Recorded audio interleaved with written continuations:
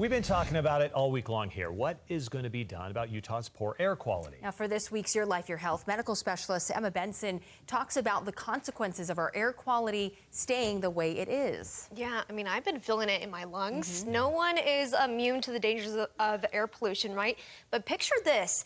What if you had to choose between staying in Utah while risking a premature death or leaving behind your family, your career, your roots to up and move somewhere new for the sake of your health? One Millcreek couple is facing that exact scenario. It's a bad day here, and with the air, I cough, cough, cough, cough. A decade-long struggle.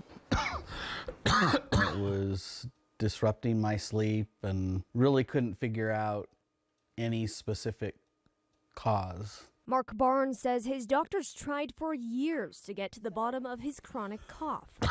Until We went on a family trip down to Costa Rica, and everybody in the family is like, "You're not coughing." that change in climate held the clue for Mark's doctor. And she told me I have reactive airway disease, which just means I'm very sensitive to things like particulates in the air and pollution. People will notice things like cough, sore throat, maybe more shortness of breath. Sometimes they can get kind of irritation of the mucous membrane. I've had people complain of sort of eye irritation, sometimes headaches, things like that. Dr. Denitsa Blagev, a pulmonologist with Intermountain Health, says the good news is that overall Utah's air quality is average, but sometimes it can take a drastic turn. On a bad day, we can be the worst in the nation for air quality. According to Dr. Blagev, hospital admissions increase in more polluted areas, as well as the risk for developing asthma. It really affects all of us, so that 25-year-old with no health problems is at increased risk of developing lung disease, heart disease, lung cancer as a result of the air pollution exposures. It's that pollution that Mark's doctor said would take years off his life if he stayed in Utah. It's not really an easy task to just pull up roots and go someplace else. Mark and his wife Joanna run a law firm together and have a blended family of 8 children. They've tried everything to address his cough,